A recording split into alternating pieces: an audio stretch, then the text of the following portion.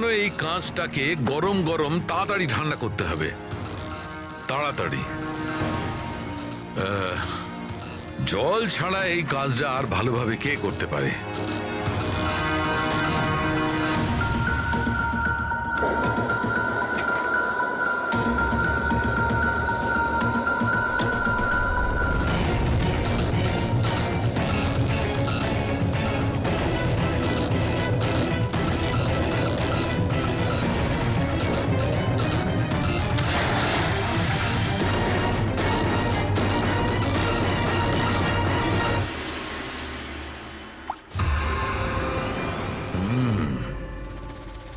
আর এভাবে হয়েছে এই কাঁচের ফোঁটা। কিন্তু জাস্টিস রায় যে কাঁচের ফোঁটার জন্য মারা গেছিলেন সেটা তো আরো বড় ছিল। ঠিক আছে, আমিও একটা বড় ফোঁটা বানানোর চেষ্টা করি।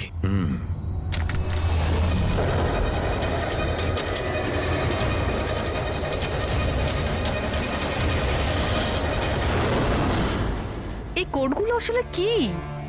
কিছু বুঝতেই পারছি না। মাই গড!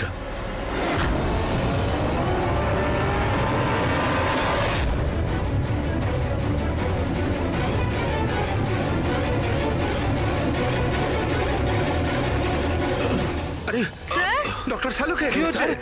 স্যার কি হয়েছে স্যার? স্যার, স্যার এসব হলো কিভাবে? আপনি আবার বোম বানাচ্ছিলেন না তো? কি বস, ওই জাস্টিস রায় আর জাস্টিস লালকে যেভাবে মারা হয়েছে না, আমি জানতে পেরেছি ওই বোমটা কিভাবে বানানো হয়েছিল। খুব সহজ। সেটা কি করে স্যার? আরে ভাই, সব এখানেই জিজ্ঞেস করবে। আরে ছাড়ো ছাড়ো ভাই। উঠুন স্যার। বস, কাঁচের এই ফোঁটার মতো আকৃতিতে তৈরি করা একভাবেই সম্ভব।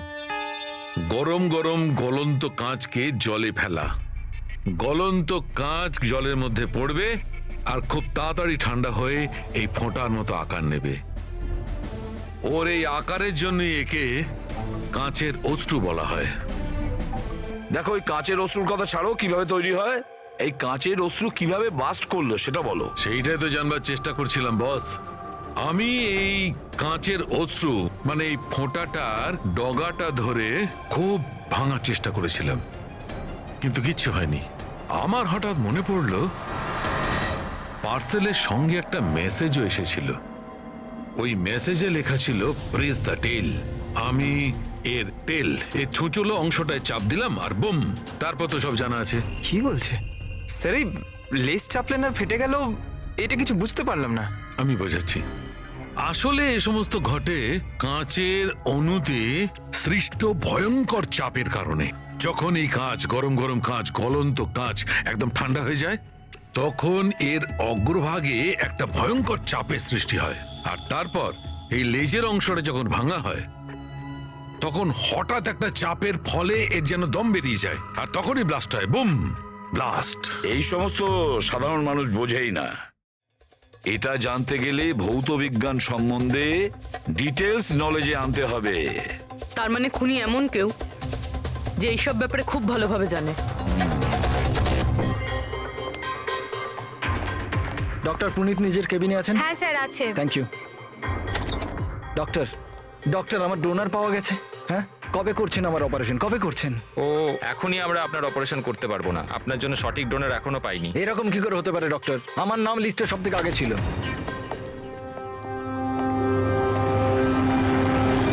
দেখুন, আমি জেল থেকে বেরিয়ে গেছি, শাস্তি সম্পূর্ণ করেছি। তাহলে আপনারা আমাকে কোথায় নিয়ে যাচ্ছেন? আমি সেরকম কোনো ভুলও করিনি। আর জাস্টিস রায়কে খুন করা হয়েছে। কেন করলে খুন? জাস্টিস রায়ের খুন? কিন্তু আমি কিছু করিনি। আপনি সপাতান ওয়েবসাইট থেকে জাস্টিস রায়ের জন্য ওনার জন্মদিনে উপহার পাঠিয়েছিলেন না? না তো, আমি কোনো গিফট পাঠাইনি। তুমি যখন কিছু করনি তখন আন্ডারগ্রাউন্ডে কেন ছিলে? দেখুন, আমি আন্ডারগ্রাউন্ডে যাইনি। সত্যিই আমার শরীর খারাপ থাকে, তাই শহরের বাইরে হেলথ স্পা জয়েন করেছি আমি। জেল থেকে বেরিয়ে আমি এখন ওখানেই থাকি। আর ওই পার্সেল, ওই কাঁচের শোপিসটা যেটা আপনি জাস্টিস রায়কে পাঠিয়েছিলেন সপাতান ওয়েবসাইট থেকে, যেখানে আপনার কন্ট্যাক্ট ডিটেলসও ছিল? হ্যাঁ, আমি সফাতান ওয়েবসাইট থেকে শপিং নিশ্চয়ই করেছি, আর পার্সেলও পাঠিয়েছি, কিন্তু জাস্টিস রায়কে পাঠাইনি। আমি আমার মেয়েকে পাঠিয়েছি সেটা, কারণ ওর জন্মদিন ছিল। আমার স্ত্রী আমার ওপর রেগে আছে, তাই আমার মেয়েকে আমার সঙ্গে দেখা করতে দেয় না। তাই আমি ওই সফতন ওয়েবসাইট থেকে গিফট কিনেছি আর মেয়েকে পার্সেল করে দিয়েছি। এর কোনো প্রমাণ আছে তোমার কাছে? হ্যাঁ হ্যাঁ আছে না স্যার, আমি আপনাদেরকে সফতন ওয়েবসাইটের অ্যাকাউন্টটা দেখাচ্ছি। ওখান থেকে আপনারা বুঝতে পারবেন আমি কবে কখন কি কিনেছি। এই দেখুন। ঠিক আছে।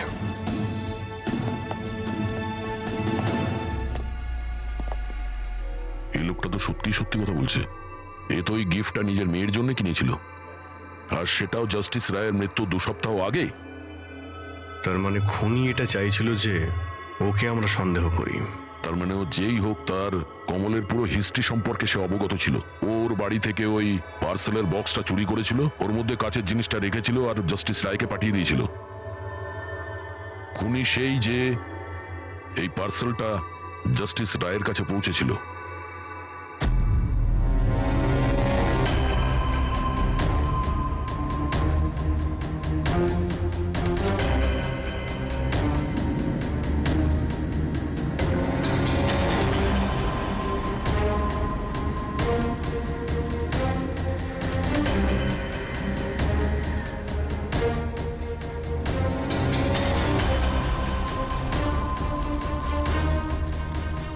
বস, হ্যাঁ, 1 মিনিট এসো।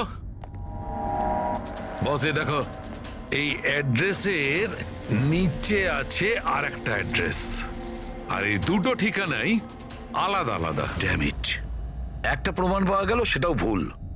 তার মানে কমল নির্দোষ। বস, এই কাগজটা ল্যাবে নিয়ে গিয়ে ভালো করে চেক করে দেখি। ঠিক আছে। স্যার, হ্যাঁ, স্যার পেয়ে গেছি। একটা প্রমাণ গেল তো আরেকটা পেয়ে গেলাম। কোড ডিকোড করা গেছে। কোডে কি আছে? স্যার ওটা কোনো কোড নয়, সিম্পল মেসেজেস। ওই দুটো ডেটে যখন জাস্টিস রায় জাস্টিস লালকে মেসেজেস পাঠিয়েছিলেন, সেই দুটো দিনেই দুটো কথা কমন ছিল। কোন কথাটা? স্যার প্রথম কথা, ওই দুটো ডেটেই দুজন জাজেসের মধ্যে একজন এই শহরের বাইরে ছিল। আর দ্বিতীয় কথা, ওই দুটো ডেটই সানডে ছিল। আর যেদিন খুন হয় সেই দিনও সানডে ছিল। Exactly sir. আর আমরা যাবার আগে ওনারা দুজন দাবা খেলছিল। Yes sir. যে মেসেজেসগুলো জাস্টিস রায় জাস্টিস লালকে পাঠিয়েছেন সেগুলো কোনো কোড নয়, দাবা খেলার চাল ছিল। ও, তারা দুজন যেখানেই থাকুক না কেন নিজেদের দাবা খেলাটা কমপ্লিট করবেই। যেখানে শেষ হবে পরের বার সেখান থেকেই শুরু হবে। ও, মানে দুজন জাজেস, ওরা সানডেতে দাবার চাল চালতো, আর এটা খুনি জানতো, আর সেই জন্যই সেই সানডেতে ও নিজে হাতে করে ওই পার্সেল ডেলিভারি করে। ও জানতো জাস্টিস রায় ওখানে আছে। স্যার ও এটাও জানতো যে জাস্টিস লালও ওখানে থাকবেন। ঠিক কথা বলেছো অভিজিৎ, একদম ঠিক। আমরা তো এটা ভেবে চলছিলাম যে খুনি শুধু জাস্টিস রায়ের ওপর হামলা করেছে, আর সেই বিস্ফোরণে জাস্টিস লালের প্রাণ অকারণে চলে গেছে। কিন্তু আসল কথাটা হলো এই, খুনি চাইতো যে জাস্টিস রায়ের সঙ্গে সঙ্গে জাস্টিস লালকেও যাতে শেষ করতে পারে। কিশোর, যতীন, ভুবনেশ, এদের 3 জনেরই কুষ্টি ঠিকজি বের করো। দেখা তো যাবে যে এদের 3 জনের মধ্যে এমন কি কারণ ছিল যে ওদের দুজনকে খুন করার। আর ধাওয়ান, আর খোঁজ নাও ওর যতগুলো কেস আছে যেগুলো জাস্টিস লালের কোর্টে লড়েছিল, সেগুলো কি আর কার কার ছিল। স্যার, হ্যাঁ, স্যার ধাওয়ানের ব্যাপারে জেনে এলাম। জাস্টিস লালের কোর্টেও 100টার মধ্যে 75টা কেস হেরে গেছিল। স্যার, হ্যাঁ, স্যার যতীনের জেল রেকর্ড পেয়ে গেছি। ওর উকিল ডিপ্রেশনের অজুহাত দিয়ে ওকে জেল থেকে ছেড়ে দিতে বলেছিল, আর ওর আপিলটা নাকচ হয়ে গিয়েছিল। যা আর কেউ নয়, জাস্টিস লাল ছিলেন। তাহলে যতীনের বাবা কিশোরের কাছে অনেক কারণ ছিল খুন করার, কিন্তু এত জটিল প্ল্যান কি ও করতে পারে? সেটাই তো স্যার। কিশোর হলেন একজন স্কুল টিচার, উনি কিভাবে জানবেন যে কাঁচের অশ্রু থেকে কোনো মানুষের প্রাণ যেতে পারে? সেটা তো এনার কথায় বোঝা যাবে। এই কিশোর মাস্টার মশাই স্কুলে কোন সাবজেক্ট পড়ায়, খোঁজ নাও কোন সাবজেক্ট উনি স্কুলে পড়ায়। এবার আসো ধাওয়ানের কাছে, ওর কাছে অ্যালিবাই আছে। ব্যাস, এদের দুজনের অ্যালিবাই আবার চেক করো খুব ভালো করে। বাচ্চারা, আমি আজ তোমাদের এক নতুন এক্সপেরিমেন্ট শেখাবো। তোমরা জানো সেটা কিসের? কালারসের এক্সপেরিমেন্ট। রেডি? এই দেখো, এটা দুধ, আর আমি এর মধ্যে এখন ডিফারেন্ট কালারের একটা একটা করে ড্রপ দেবো।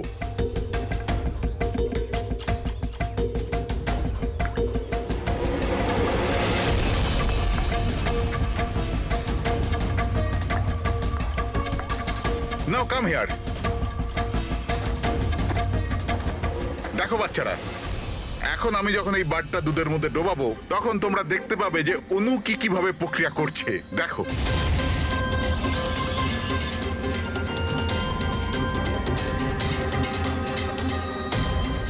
দেখলে? একেই বলে বিজ্ঞানের জাদু। দারুণ। না, আমি আপনার রিসার্চের কথা বলছি না, আপনার ব্যাপারে বলছি। আপনি কখনো বলেননি যে আপনি সায়েন্সও পড়ান, বিজ্ঞানও পড়ান? আপনারা এখানে? আমি তো ব্যাস ওই প্রাথমিক বিজ্ঞান পড়াই। আপনি বাচ্চাদের ওই কাঁচের চোখের জলের প্রয়োগটা দেখাননি? কেমন করে লেজটা চাপলেই ব্লাস্ট হয়ে যায়? আপনারা যে কি বলছেন আমি কিছু বুঝতে পারছি না। আপনি সব জানেন। এবারে আপনি বাচ্চাগুলোকে যেতে বলে দিন। বাচ্চারা, আজকের মতো ছুটি, বাকি পড়াশোনা কাল। যাও তোমরা। স্যার, এই সিগনেচারটা চেনেন আপনি?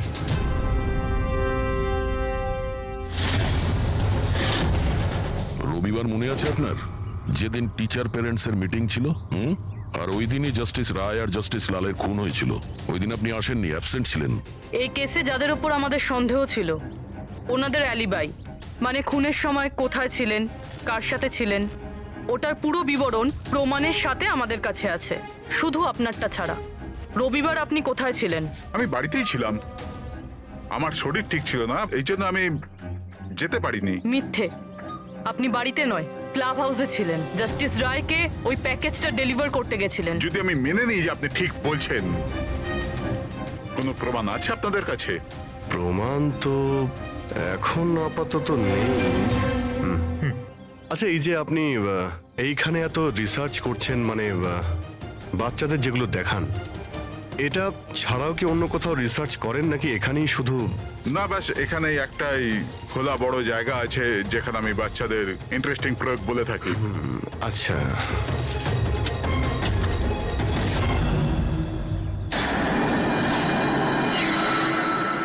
স্যার।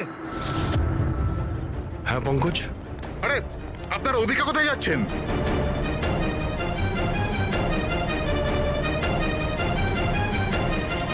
আরে, এটা কি করছেন আপনারা? মিস্টার প্রফেসর, আপনি প্রমাণ চাইছিলেন না? ওটাই খুঁজছি। স্যার,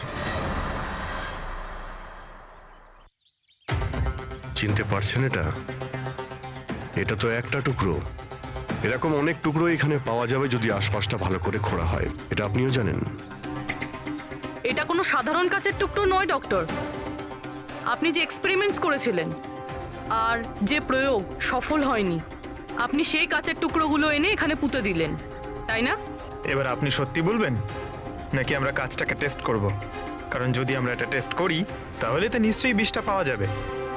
হ্যাঁ, আমি ওই দুজনকে মেরেছি, কারণ ওই দুজনে মিলে আমার ছেলেকে মেরেছিল। আমি ওই সময় ভেবে নিয়েছিলাম যে আমি আমার ছেলের মৃত্যুর প্রতিশোধ নেব। আমি ওই দুজনের উপর নজর রাখা শুরু করলাম। একদিন বাচ্চাদের জন্য ইন্টারনেটে কিছু নতুন প্রয়োগ খুঁজছিলাম আমি। তখনই আমি এই কাঁচের চোখের জলের প্রয়োগটা পেলাম। আমি তখনই বুঝে গেলাম যে আমার ছেলেকে সুবিচার দেবার এটাই একটা রাস্তা।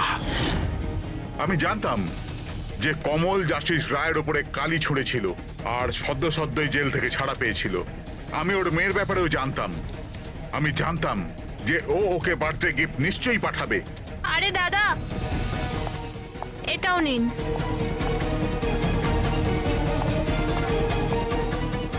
ব্যাস, ওই গিফটের বাক্সটাই আমি ওখান থেকে তুলে নিলাম আর আমার ভাবনার পরিণতি দিলাম। আমি ওটাকে খুব সাবধানে প্যাক করলাম।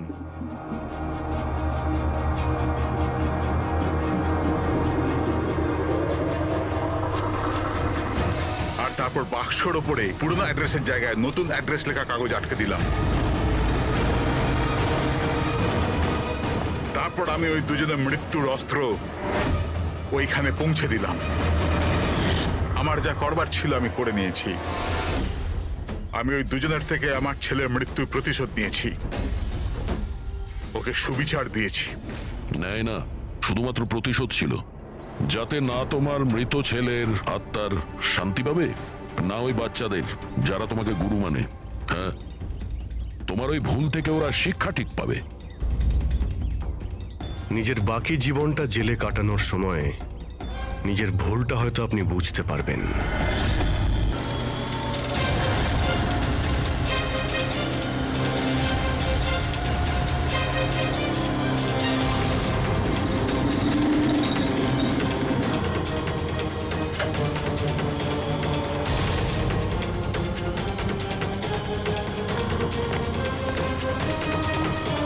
এক মিনিট, পার্সেলটা স্ক্যান মেশিনে ফেলুন।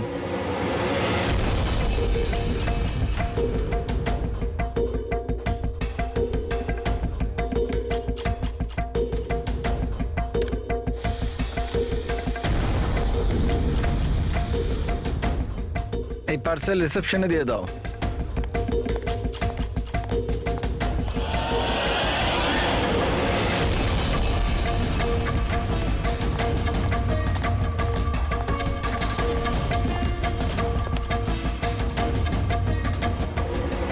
এই নিন। শামু, হ্যাঁ ম্যাডাম। এই পার্সেলটা নাও, জাস্টিস রায়ের জন্য এসেছে। উনি ওপরে প্রাইভেট লজে আছে, ওকে দিয়ে দাও। বাবা রে, জাস্টিস রায়? ওর কাছে কে যাবে? কেন, কি হয়েছে? এক্ষুনি 10টা কথা শোনাবে। চেক অ্যান্ড মেট। রায়, দাবা খেলা ভুলে গেলে? এরকম কোনো ব্যাপার নয়, আমি শুধু আজ ভালোভাবে খেলবার মুডে নেই। আর শোনো, তুমি আজ আমাকে হারাবার চেষ্টা করবে না, বুঝলে? কেন ভাই, তোমার জন্মদিন তাই? একদম। খুব ভালো খেলেছো তুমি, আরেকবার খেলি? ঠিক আছে।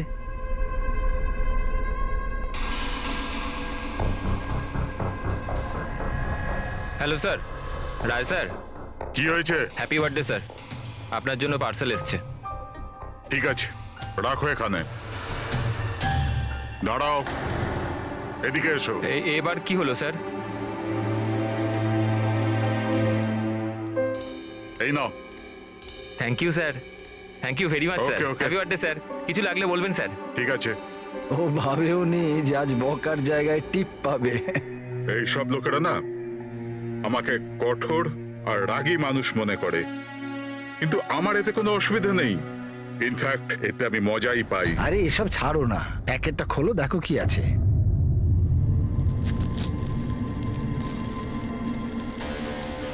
এই জিনিসটা কি? দেশের সর্বশ্রেষ্ঠ আইনের মাতাকে সম্মানসূচক উপহার। কোনো নাম নেই? প্রেস দ্য টেল।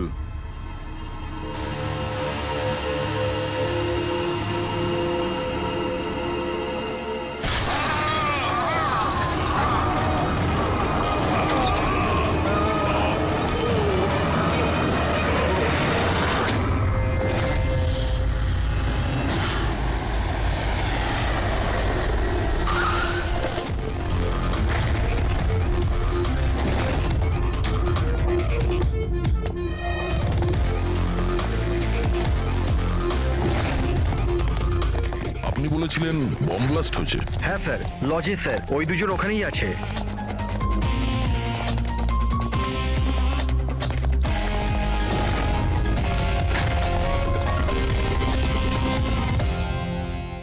এই দেখুন স্যার। এখানে তো পুরো কাঁচ ছড়িয়ে আছে। সারা মুখে কাঁচের টুকরো রয়েছে, কিন্তু ক্ষতগুলো খুব গভীর নয়। আর রক্ত খুব একটা বেরোয়নি। তাহলে এরা মারা গেল কি করে? স্যার, মনে হয় বাক্সটার ভেতরে কাঁচের টুকরো ছিল। হ্যাঁ স্যার, এটার মধ্যে একটা কাঁচের শোপিস ছিল। স্ক্যান করার সময় গার্ড দেখেছিল। অ্যাকচুয়ালি স্যার, আজ জাস্টিস রায় স্যারের বার্থডে ছিল, এই জন্য এই বক্সটাকেও পাঠিয়েছিল। কিন্তু স্যার, এই বক্সটা তো মেটাল ডিটেক্টর স্ক্যানার সব থেকে ক্লিয়ার হয়ে এসেছিল, কিন্তু জানি না কেন এটা কিভাবে হলো। স্যার, আমাদের বেশিরভাগ ক্লায়েন্টই হাই প্রোফাইল জাজেস আর লয়ার, আর তাদের মধ্যে অনেকেই আছে যাদের প্রাণের ঝুঁকি থাকে। এই জন্য ওদের সিকিউরিটি আর প্রাইভেসির আমরা যথেষ্ট খেয়াল রাখি। তাহলে আজ কি হলো? হ্যাঁ, স্যার, প্রেস দ্য টেল। কি এটা? যা কিছু এই বক্সে ছিল তার থেকেই কিছু হয়েছে। এই পার্সেলটা তো জাস্টিস রায়ের জন্য ছিল, কিন্তু জাস্টিস লাল বিনা কারণে মারা গেলেন। শপথন, তার মানে অনলাইন শপিং করা হয়েছিল। চারদিকে কাঁচ ছড়িয়ে আছে, আর ইনি বলছেন যে ব্লাস্ট হয়েছে। প্যাকেটের ভিতরে কাঁচ থাকলে ব্লাস্টটা হলো কি করে? আর যদি এখানে বম ব্লাস্ট হয়ও, তাহলে মেটাল, প্লাস্টিকের টুকরো কিংবা বারুদ সেগুলো তো পাওয়া যাবে না। এরকম কিছুই নেই এখানে। একটা কাজ করো, এই বডি আর এই কার্ডটা ফরেন্সিক ল্যাবে পাঠিয়ে দাও। আর পুরবি, এই জাস্টিস রায়ের মোবাইলটা চেক করো। এখানে মেটাল ডিটেক্টর আর স্ক্যানার তো সবই রয়েছে। যদি পার্সেলে বোম থাকতো তো ডিটেক্ট হলো না কি করে? স্যার, পার্সেলে কিছু ছিল না স্যার, আমি ঠিকভাবেই দেখেছিলাম। আর স্ক্যানার মেশিনে স্যার শুধু কাঁচের জিনিসই দেখা যাচ্ছিল। আচ্ছা, এই স্ক্যানারের ফুটেজ স্টোর হয় তো? হ্যাঁ স্যার, ফুটেজ 24 ঘন্টাই স্টোর হয়, আর তারপর সেটা নিজে থেকেই ডিলিট হয়ে যায়। ওকে, ফুটেজটা একবার দেখতে চাই।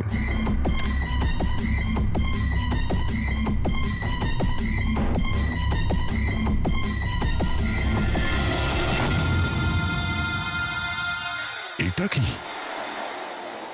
তো শোপিস মনে হচ্ছে। দেখুন স্যার, কোথাও কোনো মেটাল ছিলই না, আর এত সূক্ষ্ম কাঁচই হতে পারে। যখন ওই ডেলিভারি বয় এসেছিল তখনকার ফুটেজ আছে? হ্যাঁ স্যার, কিন্তু কালকে বৃষ্টির জন্য সিসিটিভি ক্যামেরা খারাপ হয়ে গিয়েছিল। আপনি বলছিলেন সিকিউরিটির ব্যবস্থা খুব ভালো, এই আপনার ব্যবস্থা? Sorry sir.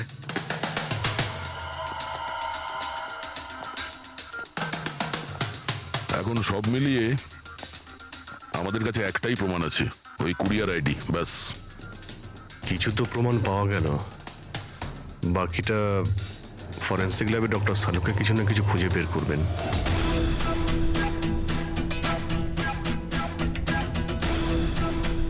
এটা তো কোনো দিশাই পাচ্ছি না, বুঝতে পারছি না আসলে এটা হলো কি করে। সালুকে, তুমি এটা বুঝতে পারছো না যে এদের দুজনের কিভাবে মৃত্যু হয়েছে? আরে না না, এটা বুঝতে পেরেছি এরা কি করে মারা গেছে। এই যে কাঁচের টুকরোটা আছে না, এতে বিষ আছে, সেই কারণে এরা মারা গেছে। কাঁচের টুকরোগুলো বিষাক্ত ছিল? হ্যাঁ, ওই কাঁচের শোপিস বানিয়েছিল না, তো শোপিস বানানোর সময় কাঁচটা যখন গলানো হয়েছিল তখন খুনিওতে বিষ মিশিয়েছিল। যখন কাঁচ ঠান্ডা হয়ে গেল তখন পুরো কাঁচটাই বিষাক্ত হয়ে গেল। কেউ ভাবতেই পারবে না বস। আর স্যার, আমরা যখন এই কাঁচের টুকরোগুলোকে টেস্ট করলাম, জানতে পারলাম যে এটাতে এমন একটা বিষ মেশানো হয়েছিল যেটা যে কেউ নিজেদের বাড়িতেই বানাতে পারে। স্যার, আপনি তো বলছিলেন যে প্রবলেমটা সলভই হচ্ছে না, কিন্তু আপনি তো কেসটাই সলভ করে দিলেন। না না না পঙ্কজ, এই কেসটা সলভ হয়নি। শুধু এটা জানতে পেরেছি যে কাঁচের টুকরোটা বিষাক্ত ছিল। বস, এই কেসটা যত সিম্পল মনে হচ্ছে ততটা সিম্পল নয়। কিন্তু স্যার, এটাতে এত কনফিউশনের কি আছে? কাঁচ ব্লাস্ট করেছে আর এদের দুজনের গায়ে লেগেছে। বিষাক্ত কাঁচের টুকরো, বিষ রক্তে মিশলো আর এরা দুজন মারা গেল, রাইট? কারেক্ট। তুমি মাঝখানে কি বললে? কাঁচ ব্লাস্ট হয়েছে। এখন প্রশ্নটা, এই কাঁচটা ব্লাস্ট হলো কি করে? যেখানে এর মধ্যে কোনো বিস্ফোরক নেই, কোনো ধরনের কোনো কেমিক্যাল মেশানো নেই, ব্লাস্ট হলো কি করে? ফরেন্সিক সার্জনকে আমি। তাহলে তো তুমি বলবে, তাই তো? আমি ফরেন্সিক এক্সপার্ট, জাদুকর নয়। আচ্ছা, বুঝতে না পারলেই বলবে আমি জাদুকর নই। স্যার স্যার স্যার, আমরা এই বিষাক্ত টুকরোগুলো ছাড়া আরো একটা জিনিস পেয়েছি। এই এই কার্ডটা ওই গিফটার কাছে ছিল। এই কার্ডের পেপারটা এমনিতে তো মোটা দেখাচ্ছে, কিন্তু অ্যাকচুয়ালি এটা দুটো পেপারকে জুড়ে এইভাবে জুড়ে বানানো হয়েছে। আর দেখুন এটাতে কি লেখা আছে। শাস্তি মৃত্যু। তার মানে খুনি শুধু খুনই করেনি, খুনের সাথে সাথে একটা বার্তাও পাঠিয়েছে, শাস্তি মৃত্যু। যা হয়েছে সেজন্য আমরা খুবই দুঃখিত, কিন্তু এরকম সময়ও আপনাকে কিছু প্রশ্ন করতে হবে আমাদের। হ্যাঁ, আমি বুঝতে পারছি। আপনার কাউকে সন্দেহ হয়? দেখুন, আমার স্বামী আইনের প্রতি কঠোর আর ন্যায়প্রিয় মানুষ ছিলেন, তাই খুব স্বাভাবিক ব্যাপার যে এইরকম মানুষের বহু মানুষ শত্রু হতে পারে। ওই অপরাধীরা যাদের উনি শাস্তি দিয়েছিলেন সেই সব উকিল যারা ওর কঠোরতার জন্য খুব বিরক্ত ছিল আর ওর সিদ্ধান্তে অখুশি ছিল, প্রায় দিনই ওনার হুমকি ভরা ফোন আর চিঠিও আসতো। কিন্তু এগুলো হওয়া সত্ত্বেও উনি ওনার কাজের উপর গর্ববোধ করতেন। উনি মনে করতেন যে ওনার সততার পুরস্কার এটা। আই এম সরি, এর থেকে বেশি আমি আর কিছু বলতে পারবো না আপনাদের। কিন্তু হ্যাঁ, আনন্দ আপনাদের সবকিছু বলে দেবে। আনন্দ? এই আনন্দ কে? আনন্দ ওনার পার্সোনাল অ্যাসিস্ট্যান্ট ছিল। ও, কোথায় পাওয়া যাবে ওনাকে? ও আমার স্বামীর চেম্বারে ওপরে বসে কাজ করছে। আপনারা যদি চান তো ওনার সাথে দেখা করতে পারেন। মিস্টার আনন্দ, জাস্টিস রায়ের ওপরে অনেকবার আক্রমণ করা হয়েছিল, ওনার অনেক শত্রুও ছিল। এইসব ব্যাপারে আপনি কি বলবেন? স্যার, ওনাকে হুমকি দেওয়ার লোকের কিছু কম ছিল না। আচ্ছা, এরকম কতজন ছিল যারা ওনাকে প্রাণে মারার হুমকি দিয়েছিল? অসংখ্য। তো ট্রফির মতো সাজিয়ে রাখতেন উনি। 1 মিনিট স্যার।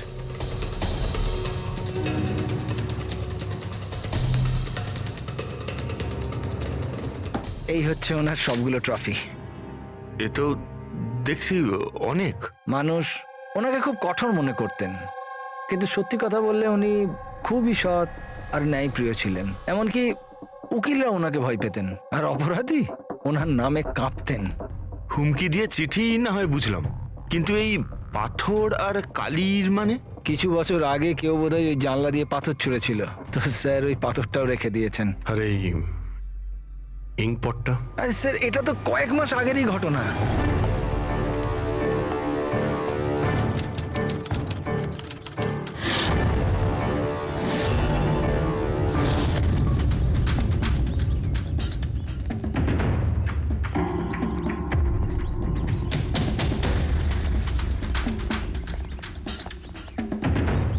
জাস্টিস রায়!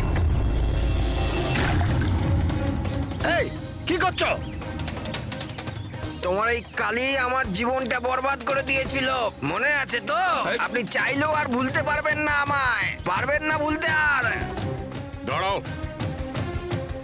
আনন্দকে শিশিটা নিয়ে এসো। Yes sir. ওকে। আজ এই শিশিটা আমার স্টাডি রুমের সুভেনিয়ার হবে। Yes sir. কমলের এই ঘটনার জন্য আবার তাকে জেলে যেতে হলো, বোধহয় এখনো জেলেই আছে। ফ্রেডি, এই সমস্ত জিনিসগুলো নিয়ে চলো। আর মিস্টার আনন্দ, জজ সাহেবকে যারা যারা হুমকি দিয়েছিল প্রত্যেকের ডিটেলস চাই আমার, প্রত্যেকের লিস্টও চাই। আরে ভাই বীরেন, প্লিজ আরেকবার খোঁজ করে দেখো, হয়তো কিছু খোঁজ পাওয়া যাবে। স্যার, এটা যখন পসিবলই নয় তখন আর কি করে জানা যাবে? দেখুন, আপনি শুধু আমাকে কাঁচের টুকরোই দেখাচ্ছেন, না এর মধ্যে বারুদ আছে, না কেমিক্যাল, না মেটাল, আর কোনো বিস্ফোরক পদার্থও তো নেই এর মধ্যে, যে আমরা জানতে পারি যে এই বিস্ফোরণটা কি করে ঘটলো। আরে ভাই, ওখানে যা থাকবে তাই তো তোমাকে দেবো না। ওখানে শুধু কাঁচের টুকরো ছিল, আর কিচ্ছু ছিল না। তাহলে স্যার এটা বোম ব্লাস্ট হয়নি, কারণ পৃথিবীতে এমন কোনো বোমই নেই যেটা কাঁচের টুকরো দিয়ে তৈরি হয়েছে। কাঁচের মধ্যে বিস্ফোরক গুণ থাকেই না স্যার, ট্রাই টু আন্ডারস্ট্যান্ড। আমি জানি কাঁচের কোনো বিস্ফোটক গুণ নেই, কিন্তু ওখানে ব্লাস্ট হয়েছে আর ব্লাস্টে শুধু কাঁচের টুকরো পাওয়া গেছে, আর কিছু পাওয়া যায়নি ভাই। তাহলে স্যার আমার ইচ্ছা আপনি এই কেসটাকে তাড়াতাড়ি সলভ করুন, যাতে আমরাও জানতে পারি যে এই ব্লাস্টটা হয়েছে কি করে। স্যার, স্যার আপনারা কাঁচের গুঁড়োর ব্যাপারে এতক্ষণ কথা বলছিলেন তো? আমি একজনকে চিনি যে এ ব্যাপারে হেল্প করতে পারে। গ্রেট। স্যার ও সব রকম কাঁচের ব্যাপারে জানে। আই থিঙ্ক আমাদের একবার ওর সঙ্গে দেখা করা উচিত। দেখা করব সারিকা, তুমি যার সঙ্গে বলবে তার সঙ্গে দেখা করব। আমাদের শুধু জানতে হবে যে ওই কাঁচটা ফাটলো কি করে।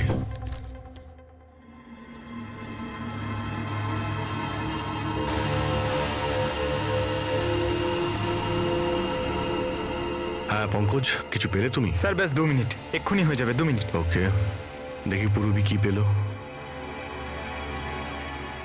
তুমি জানতে পারলে কিছু ওনার ব্যাপারে? হ্যাঁ স্যার, কিছু অদ্ভুত মেসেজ পেয়েছি জাস্টিস রায় আর জাস্টিস লালের মধ্যে। অদ্ভুত মেসেজ? কিরকম? এই দেখুন স্যার, এটা কোনো মেসেজ হবে বা হয়তো কোনো কোড, যেটা নাম্বার আর লেটার মিলিয়ে বানানো হয়েছে। এই দেখুন স্যার, এই মেসেজটা জাস্টিস রায় জাস্টিস লালকে 2 বার পাঠিয়েছেন। একবার এই 3 মাস আগে, আর দ্বিতীয়বার এই 1 মাস আগে।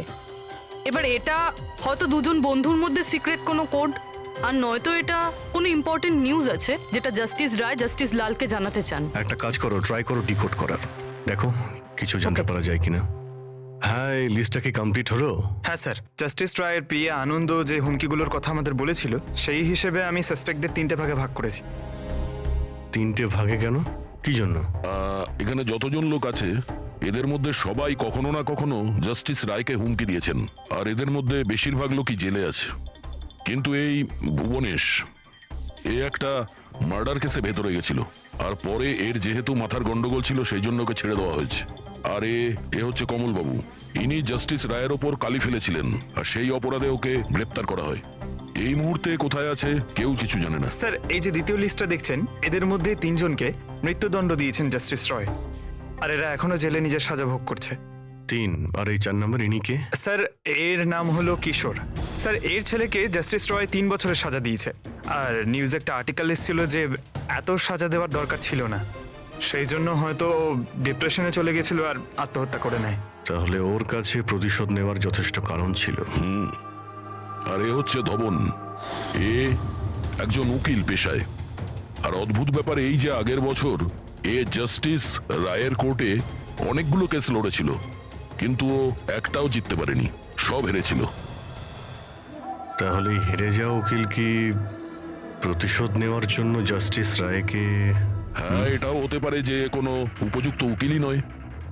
তাহলে সব মিলিয়ে আমাদের কাছে আছে 4জন সাসপেক্ট। একজনই কমল, ভুবনেশ, কিশোর আর ধবন।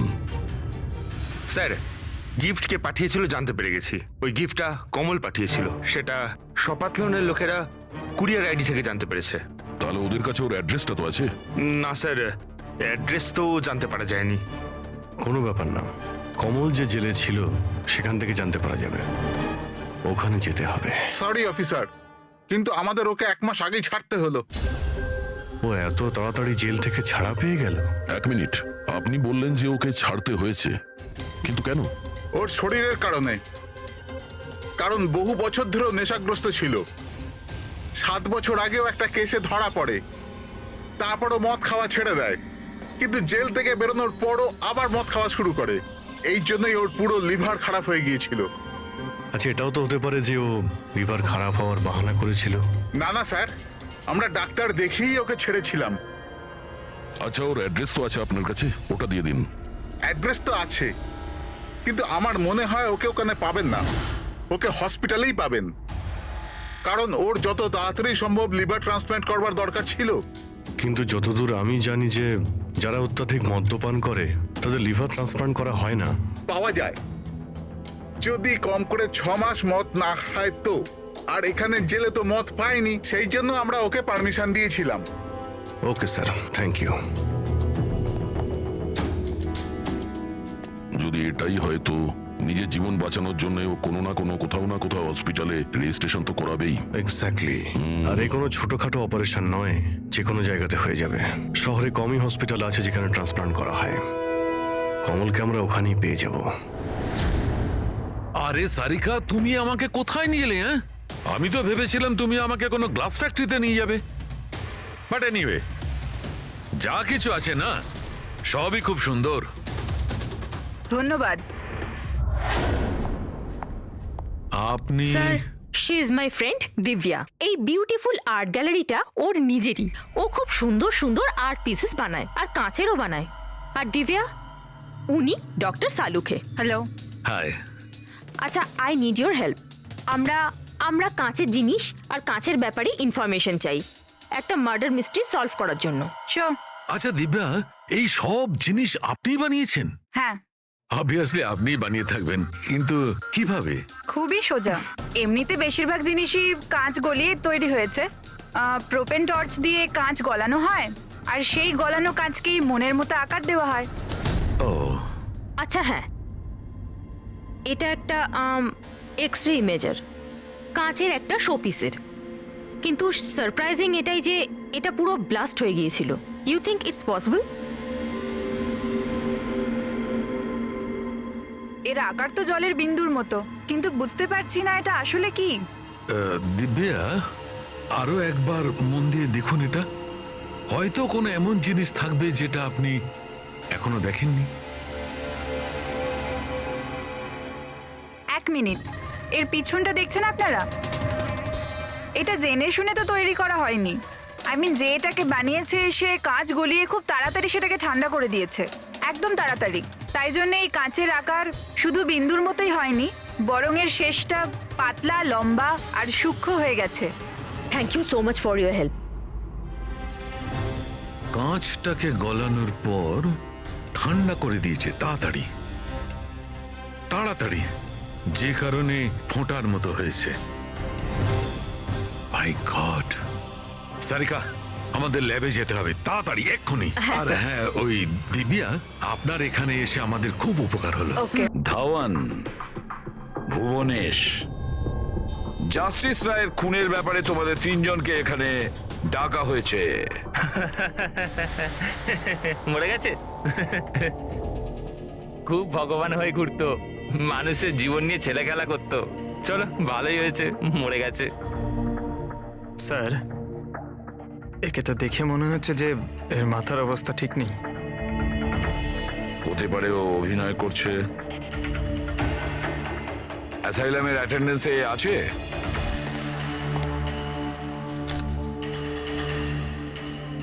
স্যার, এখানে তো লেখা আছে যে অনেকদিন ধরে বাইরেই বেরোয়নি, আর এই রিপোর্টটা নিজে ডক্টর বানিয়েছেন। এই দেখুন। ঠিক আছে, নিয়ে যাও একে। চলো চলো ওঠো।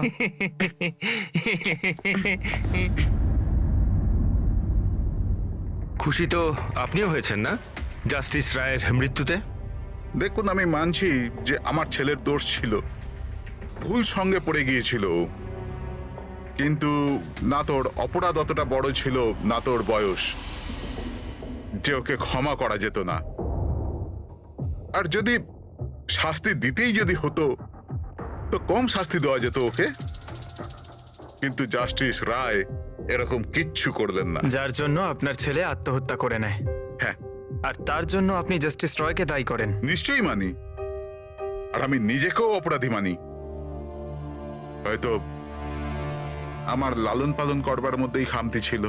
আর ধাওয়ান বাবু, আপনি গত বছর জাস্টিস রায়ের কোর্টে 17টা কেস লড়েছেন, আর আপনি ওই 17টা কেসে হেরে গেছেন। আপনারও রাগ হয়েছে, সেই জন্য আমি ওনাকে খুন করেছি, এটা ভাবছেন আপনি? এর থেকে হাস্যকর কিছু হতেই পারে না। এই ঘটনার জন্য কেউ কারোর খুন করে নাকি? ওনার জাজমেন্টের কারণে আপনার ক্লায়েন্ট আপনাকে ছেড়ে চলে গেছে। একজন উকিল হওয়ার দরুন আপনার বদনাম হয়েছে। জাস্টিস রায় শুধু আপনার বিরুদ্ধে বিচার করেছেন তাই নয়, আপনার প্র্যাকটিসের বিরুদ্ধে, আপনার ওকালতির বিরুদ্ধে জাজমেন্ট দিয়েছেন। স্যার, আমি এটা বলছি যে আপনি যা বলছেন সেটা ঠিক, কিন্তু এর থেকে কখনোই প্রমাণিত হয় না যে আমি ওনার খুন করেছি। ধাওয়ান বাবু, প্রমাণ হয়নি তো কি হয়েছে? হতে তো পারে। দেখুন স্যার, আমার এত দিনের একটা প্র্যাকটিস, এই প্রফেশন আমি নতুন নই স্যার। এত বছর ধরে আমি অনেক চেষ্টা করে একটা নাম করেছি, লোক চেনে আমাকে। আর স্যার, যেই সময় জাস্টিস রায়ের খুন হয়েছে সেই সময় আমি কোথায় ছিলাম, কার সাথে ছিলাম, কি করছিলাম, চাইলে এই সমস্ত বিবরণ আমি দিতে পারি, আর সেটাও প্রমাণ আর সাক্ষী দিয়ে। একটা কথা ভুলে যাবেন না ধাওয়ান বাবু, খুন একটা পার্সেলের কারণে হয়েছে, আর যে সময় খুন হয়েছিল সেই সময় খুনি ওখানে উপস্থিত ছিল না, বুঝেছেন আপনি? এই জন্য আপনার সাক্ষী, আপনার ফেভারে কোনো প্রমাণ আমাদের কিচ্ছু যায় আসে না। আপনি এটা ভুলবেন না যে যতক্ষণ না এই কেস সলভ হচ্ছে আপনি আমাদের সন্দেহের মধ্যেই আছেন।